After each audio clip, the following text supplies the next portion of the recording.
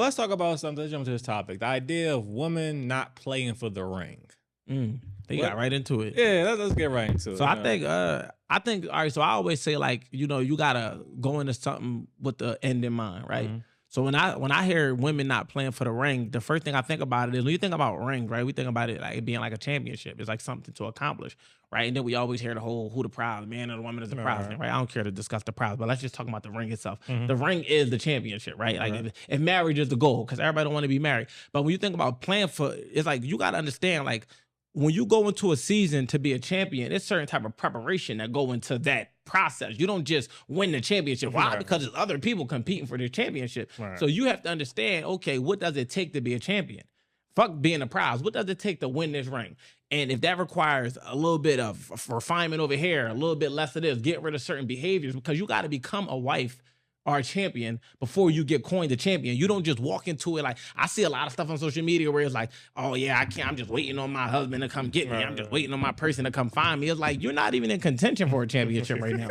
Like, you're not even making the playoffs. And the reason being, they play-in? you're not even in the play-in. Like, you literally have a losing record. You like, seriously, because your mindset, you understand, like, a marriage-minded man is going to be attracted to good character, morals, good habits, like certain things. It's like the physical appeal might catch our eye, but it's like when we talk about giving up the ring, because as a let's just call ourselves a general manager or whatever, or even just a coach, we only get one ring to hand out.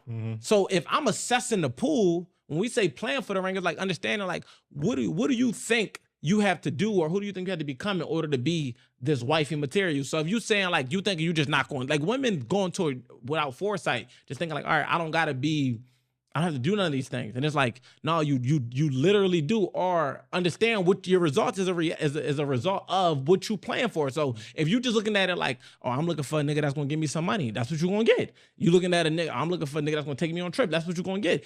But if you say I'm looking for a nigga to marry me, or a man to marry me, you're gonna present yourself in that way, because they know how to play to get the trips. They know how to play to get the cash apps, or the Apple Pays, or to get the shoes, or to get the bags. But when it comes to getting a ring, they only know how to present themselves in that unforesight proposition of, I can extract fast results out of you. But when it comes to sustaining it and being like, all right, you've been getting a man to pay that one-time membership, but you ain't getting nobody to subscribe to you. Like, you know what I'm saying? Like, you know, when you get in a relationship, you subscribe to that pussy. Absolutely. Because you're dealing with headaches, you're dealing with bullshit, you're dealing with attitudes and mood swings, and you still paying every month because it come with perks. You're like, all right, yeah, it's got some bullshit, but at the same time, she cooking. Yeah, she got some bullshit, but at the same time, she bring me peace. Yeah, she got some bullshit, but at the same time, I know she got my back. So this is worth paying every month. You, on the other hand, I'm only gonna pay this that one time, and you might extract that bag or extract that luxury experience or that dinner date. Free trial. But it's a free trial. I'm unsubscribing. I'm never paying this shit again. I experienced it and it's over. So kind of to land a plane on it, because, and I'll probably circle back as my thoughts kind of develop. When I think about them not playing for the ring, is like, you're not even thinking about marriage while saying you want to be married. You literally just thinking about what you thinking about the ability to wear the ring without thinking about the process of getting it. Right. And to piggyback off that, it's funny because I feel like men, most level-headed men with, some decent direction or sense of self, whatever, we understand that. We understand. Men say all the time, I'm not ready to get married. Yeah. I understand what comes with that, societally, conditioning-wise, like 100%. That responsibility, that title, that weight, whatever. So I need to get my shit together. I need to get my security together. I need to get my sense of purpose, direction together before I take on this possible load and baggage of me holding down a household and a woman, whatever, and family and all that shit. 100%. And I even always talk about that in my relationship, where a lot of people say, oh, how long been together? Oh, that long? It's like, I knew I wasn't centered in self yet. I wasn't come to myself 100%. To even take on that title, because first of all, we got together when I was 22. So 22 to 27, I'm just young and broke. For real. Then I feel like, I got little shit going on. It ain't sustainable. Right. Then I feel like, I also feel like living together is its own experiment. 100%. You dog. Yeah. So if you young and need some time to just enjoy each other, then you're going to be living together. That's a period of time. Just because I live with you don't mean I know I'm going to be with you forever. I might have moved in with you and realized it's not going to work. Facts.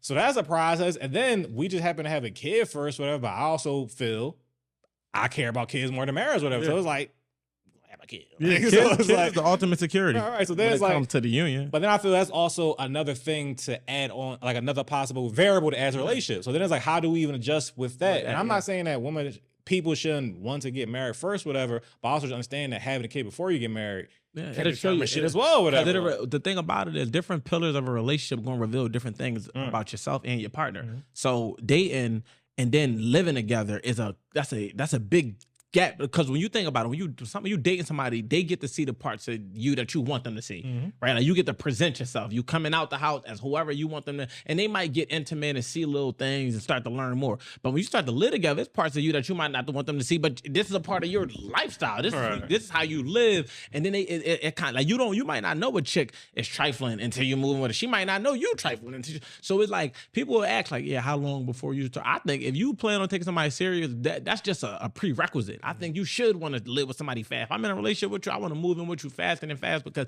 I need to see how we handle this household shit. Like that's why I ain't about to be playing house. I am. Because I need to see how we play house before we can actually marry. Because when we tie the knot, we can't untie the knot. So I'm going to play house. Playing house for me ain't about. I'm not pump faking and faking like, oh, we acting like we doing this. No, this is literally an assessment. Okay. We literally like the same way they make you go through that 6 months before you could divorce or however much time it is. They got to make. Y'all got to be able to live together in the house for 30 more days to see if y'all can rectify. Yeah, why can't we start that way? Like, why is that only a measure when it's time to break up and divorce? Why is that not a prerequisite before we get? Maybe we should try to live together for like a year or two. And you know it's gonna be couples like, yeah, I did that. Yeah, we know you did it. But I'm saying the average person might think like, oh yeah, I don't know if I want to live with somebody right now. And I'm moving in. Or, no, I'm not moving in. You moving in with me. I'm never moving with you. You're moving in with me early into the relationship. Why? Because I need you to see how I carry. I need to see how you carry. And it's like, are we gonna do this? Why half-ass it? Why play around with it? Okay, so your time. So let's look at like 3 different stages. You got the dating, living together, then married. Dating, relationship, marriage. All right, so you feel your window from the dating to the living might be shorter than some other people. 100%. Because if I'm dating you and I got you as a relationship candidate, I'm already assessing it. I already understand that it's only by a certain level of access I have to you in the dating space, right? It could be exclusive, it might not. Maybe it's exclusive. It's definitely got to be exclusive for me before we get in a relationship, flat out.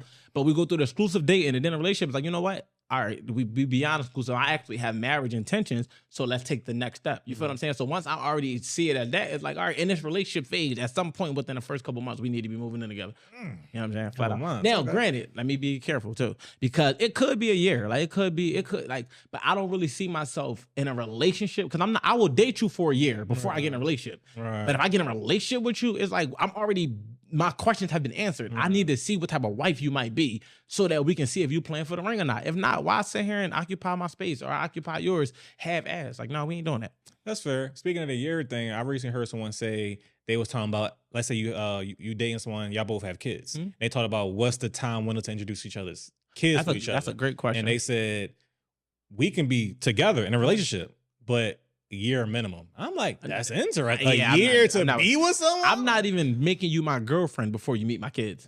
So you're going to meet my kids in a dating space. Now, granted, like, see, I don't just bring women around my children, right? And I think I'd be over making it a bigger deal than they do. At this point, they just be like, Dad, it's not that deep. Like, just let us meet the girl. Like, you follow what I'm saying? But you know, it's like I like to get that out the way as well because if you are gonna blend your life with somebody, you need to make sure the pieces fit. You don't want to be an orange blended with a lemon. You don't know that if you don't bring your entirety to the table. You follow what I'm saying? Because at first it could seem like it's sustainable, and then you bring the kids around, and it don't mean that you don't fuck with somebody because you like the kids and them ain't best friends. Because it just got to be a level of respect. But it's like I can't, if I bring around my kids and you seem like you got this disdain towards them, you're not about to be my person. It's like it's over with. So why would I wait? Be with you for a year, be thinking about marriage, and then introduce you to my kids.